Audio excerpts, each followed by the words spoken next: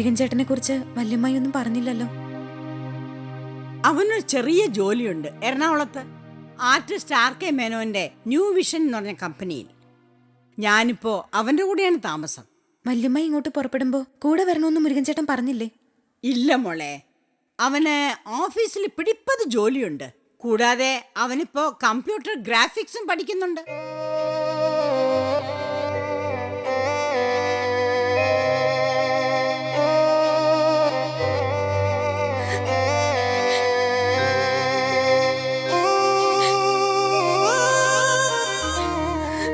മോളെ കരയരുത്, മോളെ കരയരുത്.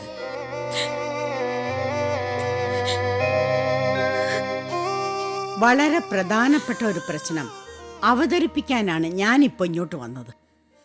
സുഭദ്രയ്ക്ക് ഒരു വലിയ ഭാവി ഉണ്ടെന്ന് ഞാൻ പണ്ടേ നിന്നോട് പറയുമായിരുന്നില്ലേ? അത് സത്യമാണെന്ന് തെളിഞ്ഞു. മുരുകൻ ജോലി നോക്കുന്ന കമ്പനിയുടെ ഉടമസ്ഥൻ ആർ.കെ. മേനോന് ഒരു മകനേ ഉള്ളൂ. ഇന്ദുഗോപൻ എന്നാ പേര്. അമേരിക്കയിലെ ന്യൂയോർക്കിൽ ഡോക്ടറേറ്റ് ജോലി ചെയ്യുന്നു. ഞാൻ മിസ്റ്റർ മേനോനോടും മുരുകൻ ഇന്ദുഗോപനോടും സുഭദ്രയെ പറ്റി സംസാരിച്ചു. നിനക്കും സുഭദ്രയ്ക്കും സമ്മതമാണെങ്കിൽ ആലോചനയുമായി ആർ.കെ. മേനോനും കുടുംബവും ഇങ്ങോട്ട് വരും. വല്യമ്മായി എന്താ പറയുന്നത്? മുരുകൻ ചേട്ടൻ എനിക്ക് വേണ്ടി കല്യാണം ആലോചിച്ചെന്നോ? മോളെ, സങ്കല്പം വേറെ, സത്യം വേറെ. കാമുകൻ ഒരു സങ്കല്പമാണ്, ഭർത്താവ് സത്യവും. അപൂർവം ജീവിതങ്ങളിൽ മാത്രമേ സങ്കല്പം സത്യമായി മാറാറുള്ളൂ. പ്രണയിച്ച പുരുഷനെ വിവാഹം കഴിച്ചതിൽ പിന്നീട് പശ്ചാത്തപിക്കുന്ന സ്ത്രീകളും അനുമതിയുണ്ട് നമ്മുടെ നാട്ടിൽ. അതുകൊണ്ട് വെട്ടിമുറിച്ച് എന്തെങ്കിലും പറയുന്നതിന് മുമ്പ് ഞാൻ തരുന്ന എഴുത്ത് നീ വായിക്കണം. കത്ത് മുരുകൻ തന്നയച്ചതാണ്. എല്ലാ കാര്യങ്ങളും വിശദമായി അവൻ എഴുതിയിട്ടുണ്ട്. കത്ത് വായിച്ചു കഴിയുമ്പം സങ്കല്പങ്ങളുടെ ലോകത്തുനിന്ന് സത്യത്തിന്റെ ഭൂമിയിലേക്ക് നീ ഇറങ്ങി വരുമെന്നാണ് എൻ്റെ വിശ്വാസം. ഒരു കാര്യം കൂടി, മുരുകന്റെ കല്യാണവും മിക്കവാറും തീരുമാനമായി കഴിഞ്ഞു. കണ്ണു കാണാത്ത ഒരു പാവപ്പെട്ട പെൺകുട്ടിയെ അവളുടെ രണ്ടാനമ്മയുടെ കാൽ ചുവട്ടിന്ന് രക്ഷപ്പെടുത്താൻ അവൻ ആഗ്രഹിക്കുന്നു. പലകുറി ആത്മഹത്യ ചെയ്യാൻ ശ്രമിച്ച ആ കണ്ണുപൊട്ടി പെണ്ണിന് ഒരു നല്ല ജീവിതം കൊടുക്കാൻ എൻ്റെ മോൻ ആഗ്രഹിക്കുന്നു. അത് വളരെ നല്ല കാര്യമായി എനിക്ക് തോന്നുന്നു. ഒരിക്കൽ മുരുകന്റെ മനസ്സ് മാറ്റാൻ ഞാൻ ശ്രമിച്ചു എന്നുള്ളത് സത്യമാണ്. പക്ഷേ ഇപ്പോഴത്തെ അവൻ്റെ മാറ്റത്തിൽ എനിക്കൊരു പങ്കുമില്ല. അഞ്ജനയാണ് അവൻ്റെ ഭാര്യ എന്ന് അവൻ സ്വയം തീരുമാനിച്ചു. ജനനം, വിവാഹം, മരണം, ഇവ മൂന്നും തീരുമാനിക്കുന്നത് നമ്മളല്ല മോളെ, പ്രകൃതിയാ.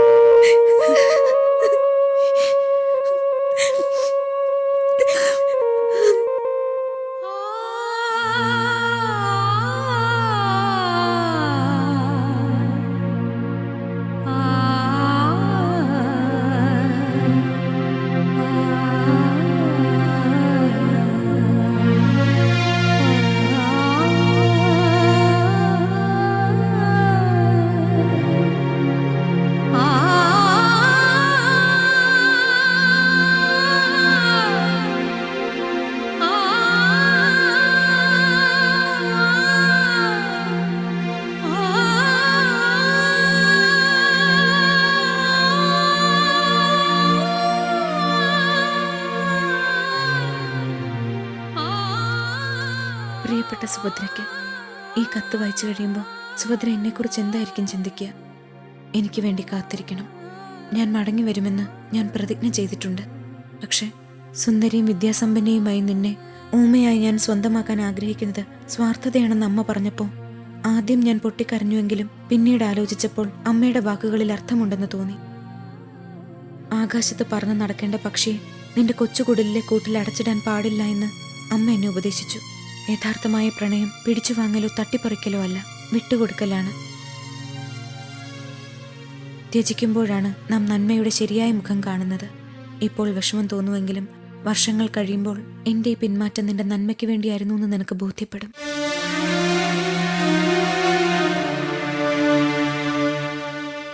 ഇന്ദുഗോപനുമായുള്ള വിവാഹം സുഭദ്രയുടെ പ്രതിഭയെ ഉണർത്തും. നിന്റെ വ്യക്തിത്വം കൂടുതൽ വികസിക്കും. അമേരിക്കയിൽ ചെന്നാലും തുടർന്ന് പഠിക്കാനും സ്വതന്ത്രമായി ചിന്തിക്കാനും സ്വന്തമായി തൊഴിൽ ചെയ്യാനും സുഭദ്രയ്ക്ക് അവകാശമുണ്ടായിരിക്കും. ഭർത്താവെന്ന നിലയിൽ ഇന്ദുഗോപൻ നിനക്ക് എല്ലാ പിന്തുണയും നൽകും. സുഭദ്ര വിവാഹിതയായി അമേരിക്കയിലേക്ക് പോയാലുടൻ എന്റെ വിവാഹവും നടക്കും. കണ്ണു കാണാത്ത ഒരു പെൺകുട്ടി ഇതിനിടയിൽ എങ്ങനെയോ എന്റെ മനസ്സിൽ കയറിക്കൂടി. അഞ്ജന എന്നാണ് ആ കുട്ടിയുടെ പേര്. ഫാക്ടറി തൊഴിലാളിയും മുഴുകുടിയനുമായ അച്ഛൻ, ഏത് സമയത്തും ശാപവാക്കുകൾ മാത്രം പറയുന്ന രണ്ടാനമ്മ. ആ നരകത്തിൽ നിന്നും അഞ്ജനയെ രക്ഷപ്പെടുത്തി സ്നേഹത്തിന്റെ വെളിച്ചത്തിലേക്ക് അവളെ കൊണ്ടുവരണമെന്ന് ഞാൻ ആശിക്കുന്നു. സുഭദ്രയ്ക്ക് എന്നോട് പ്രേമം തോന്നിയത് അനുകമ്പയിൽ നിന്നായിരുന്നല്ലോ. അഞ്ജനയോട് എനിക്ക് ആദ്യം തോന്നിയതും അനുകമ്പ തന്നെയാണ്. തുറന്നു പറയട്ടെ, ഇപ്പോൾ ഞാൻ അഞ്ജനയെ പ്രേമിക്കുന്നു. വീണ്ടും വിചാരത്തോടെ പ്രവർത്തിക്കുക. എന്നെ നിന്റെ സഹോദരനായി കാണുക.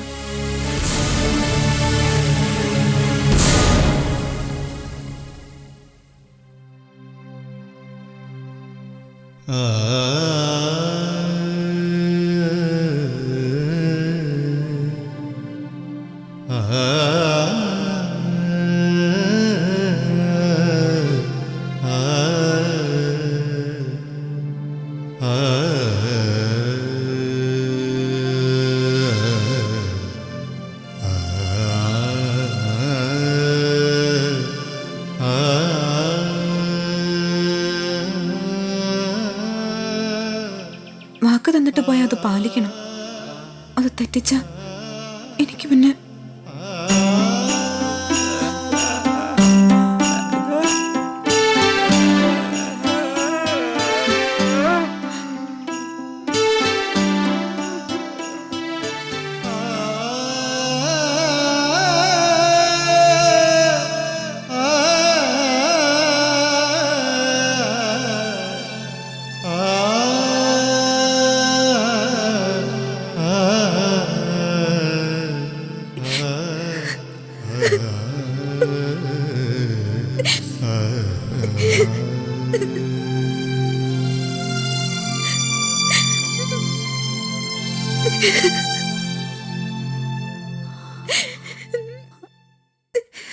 എന്റെ മോളെ, നിന്റെ വിഷമം എത്ര വലുതാണെന്ന് എനിക്കറിയാം.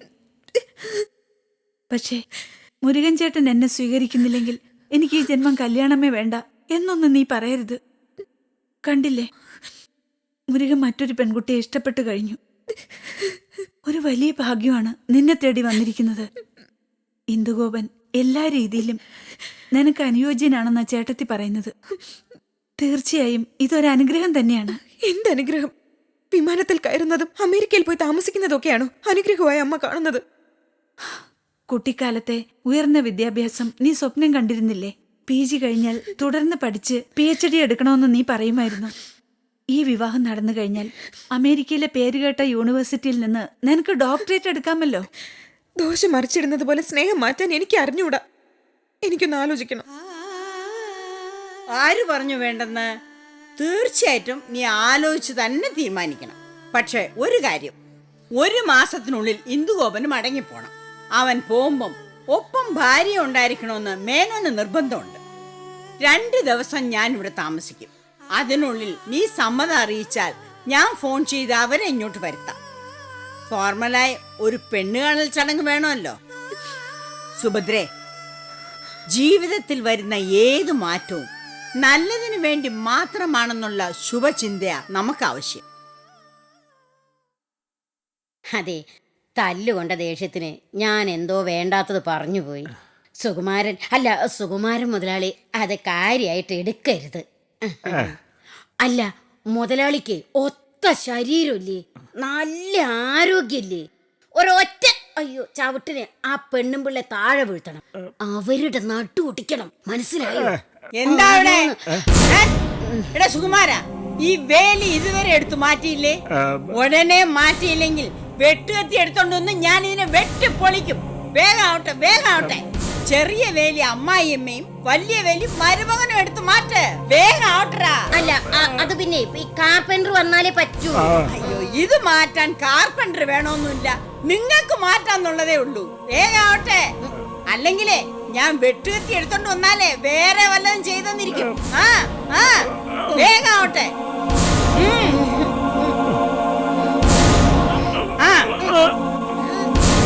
പൊക്കടി.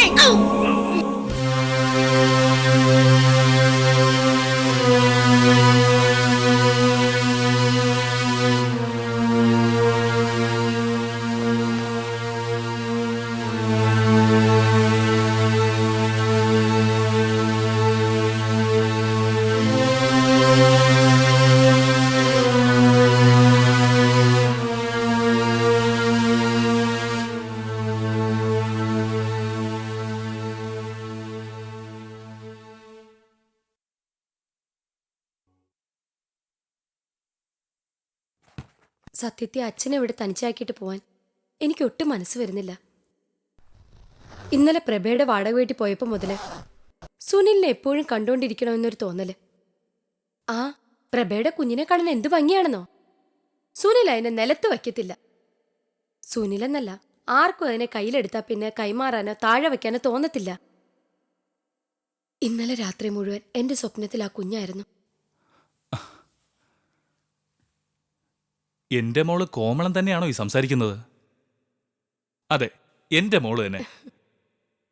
എടി, മനുഷ്യനാദ്യം അവനിൽ തന്നെ വിശ്വാസം വേണം. നിന്നിൽ നിനക്ക് വിശ്വാസം ഉണ്ടായിരുന്നെങ്കിൽ നീ സുനിലിനെ വിശ്വസിച്ചേനെ. അച്ഛാ, ഞാനിപ്പോൾ വളരെ ഹാപ്പിയാണ്. എന്റെ പഴയ വിവരക്കേടുകൾ ഓർമ്മിപ്പിച്ച് എന്നെ വീണ്ടും കരയിപ്പിക്കരുത്. നീ കുറച്ച് ഡ്രസ്സേ കൊണ്ടുപോകുന്നുള്ളോ? എന്റെ ഡ്രസ്സ് അധികം അവിടെയല്ലേ അച്ഛാ? അന്ന് ഉടുത്തിരുന്ന ചുരിദാറോടെ വെറും കൈയോടെയല്ലേ ഞാൻ ഇറങ്ങിപ്പോന്നത്. സുനിലിന്റെ അമ്മയോട് ഞാൻ അന്ന് എന്തൊക്കെയാ പറഞ്ഞത്, എന്നിട്ടും അമ്മ ദേഷ്യപ്പെട്ടതേയില്ല. ഇപ്പോഴാ ഞാൻ ആലോചിക്കുന്നത്, സുനിലിന്റെ അടുത്തിരിക്കാനുള്ള അവസരം എത്രയാ ഞാൻ കളഞ്ഞു കുളിച്ചത്. നഷ്ടപ്പെട്ടു പോയ ആ ദിവസങ്ങൾ ഇനി തിരിച്ചു കിട്ടൂ? എന്റെ മോളെ, ഈ ചോദ്യങ്ങളൊക്കെ ഞാൻ നിന്നോട് ചോദിക്കേണ്ടതല്ലേ? അതെ, അച്ഛൻ എന്നോട് ചോദിച്ചാ ഞാൻ കൂടുതൽ വിഷമിക്കും. അതുകൊണ്ടാണ് ഞാൻ എന്നോട് തന്നെ ചോദിക്കുന്നത്. ആ ദേ, ഓട്ടോ വന്ന് നിന്നിട്ട് നേരം കുറയായി. നീ വേഗം ഇറങ്ങ്. വെറുതെ എന്തിനാ വെയിറ്റിംഗ് ചാർജ് കൊടുക്കുന്നത്? അമ്മയില്ലാത്ത സമയത്ത് അച്ഛൻ ഇവിടെ തനിച്ചാക്കിയിട്ട് പോകുന്നത് ശരിയല്ലെന്ന് തോന്നലുണ്ടെങ്കിലും പോകാതെ വയ്യച്ച. എനിക്കിനി സുനിലിനെ പിരിഞ്ഞിരിക്കാനാവില്ല. പാവ അച്ഛൻ. അച്ഛനെ ഞാൻ വല്ലാതെ മിസ് ചെയ്യും. മോളെ, നിന്റെ പ്രായത്തില് അച്ഛനെ മിസ് ചെയ്യുന്നോണ്ട് വലിയ കുഴപ്പമൊന്നും വരാൻ പോകുന്നില്ല. ഭർത്താവിനെ മിസ് ചെയ്യായിരുന്നാ മതി. എന്നാ ഞാൻ ഇറങ്ങട്ടെ. പോയിട്ട് വാ. എന്നെ ഓർത്ത് എന്റെ മോള് വിഷമിക്കണ്ട. ഒറ്റയ്ക്ക് താമസിച്ചു ഒറ്റയ്ക്ക് പാചകം ചെയ്തും എനിക്ക് നല്ല പരിചയമായി കഴിഞ്ഞു.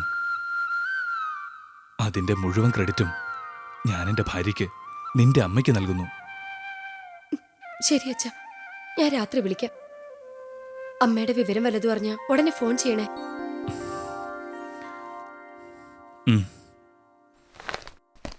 വാ.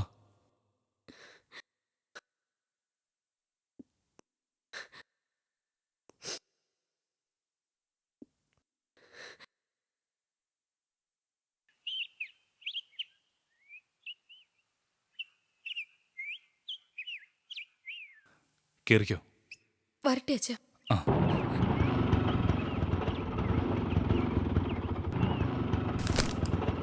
ശരി മോളെ.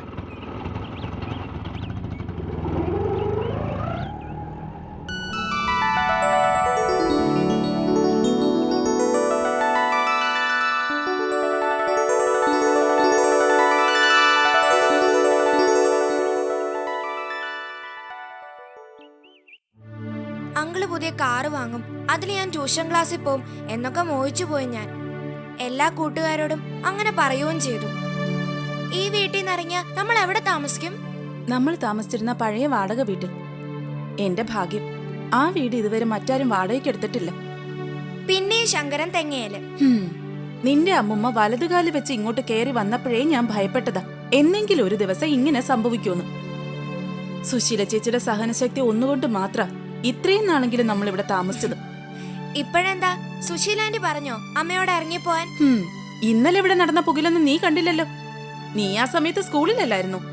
കോയമ്പത്തൂർ അമ്മായിന്ന് സുഭദ്രയും മറ്റും വിളിക്കുന്ന വലിയ ചേട്ടത്തി, നിന്റെ അങ്കിളിന്റെ ചേട്ടന്റെ ഭാര്യ വിശാലാക്ഷി അമ്മാൾ. അവരെയാ നീ രാവിലെ കണ്ടത്. ഇന്നലെ അവരിവിടെ വന്ന് കയറിയപ്പോ നിന്റെ അമ്മുമ്മ കാലിന്മേൽ കാല് കയറ്റി വെച്ച് ഹാളിൽ ഇരിക്കുകയായിരുന്നു. നിന്റെ അമ്മുമ്മ വീട്ടുടമസ്ഥയുടെ മട്ടിൽ പെരുമാറി. ചേട്ടത്തിയോട് അനാവശ്യം പറഞ്ഞു. അവര് കരണത്ത് തന്നെ കൊടുത്തു 2-3 എണ്ണം. എന്നിട്ട് അമ്മുമ്മ തിരിച്ചടിച്ചോ? തിരിച്ചടിച്ചിരുന്നെങ്കിലേ ആ ചേട്ടത്തി അമ്മയെ കൊന്നേനെ. യഥാർത്ഥത്തിൽ ഈ വീടിന്റെയൊക്കെ അവകാശി ആ ചേട്ടത്തിയാ. അവരുടെ മനസ്സ് നല്ലതായതുകൊണ്ട് ഭർത്താവിന്റെ സഹോദരങ്ങൾക്കായി വീതിച്ചു കൊടുത്തു. ഈ വീട് സുകുമാരൻ അങ്കിളുടെ ആണെന്ന് അമ്മുമ്മ പറഞ്ഞല്ലോ. അമ്മ അങ്ങനെയൊക്കെ ധരിച്ചു. വകതിരിവില്ലാതെ പെരുമാറി. പക്ഷേ അങ്കിളിന്റെ പേരിൽ സ്വത്തൊന്നുമില്ല. നിന്റെ അങ്കിളിനെ സംരക്ഷിക്കാനുള്ള ചുമതല മാത്രമേ സുശീല ചേച്ചിക്കുള്ളൂ. അങ്ങനെയാണെങ്കിൽ അങ്കിളിനും അമ്മയ്ക്കും ഇവിടെ താമസിക്കാലോ. ഞാനും അമ്മുമ്മയും മാത്രം മാറിയാ പോരെ? കണ്ടോ, 14 വയസ്സുള്ള ഈ കൊച്ചിനുള്ള വിവരം പോലും നിനക്കില്ലാതെ പോയല്ലോ എന്റെ നളിനി.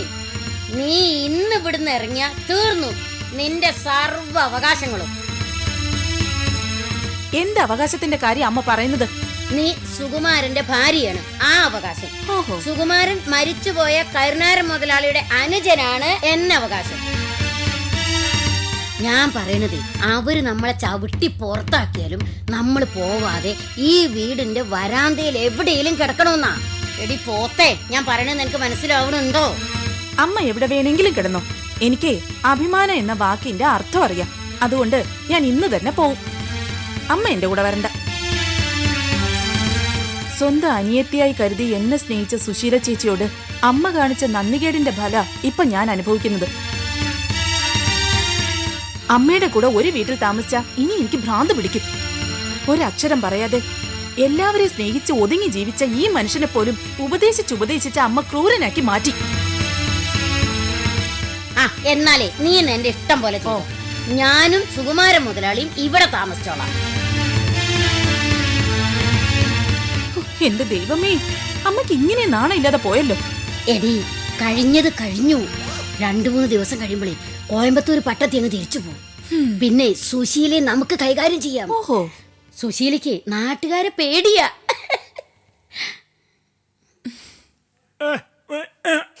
എനിക്ക് വേണ്ട ആ പണം. ചേട്ടൻ തന്നെ വെച്ചാ മതി. സുശീല ചേച്ചിയുടെ അനുവാദം ഇല്ലാതെ വാടക പിരിച്ചും തേങ്ങ വെട്ടിവിറ്റും ഉണ്ടാക്കിയ പൈസയില്ലേ? അതെ, നീ എന്നോട് പറയുന്നു എന്നെ കൊണ്ടുപോവില്ലാന്ന്. പക്ഷേ നിന്റെ ഭർത്താവിനെ നീ കൊണ്ടുപോകുന്നുണ്ടല്ലോ.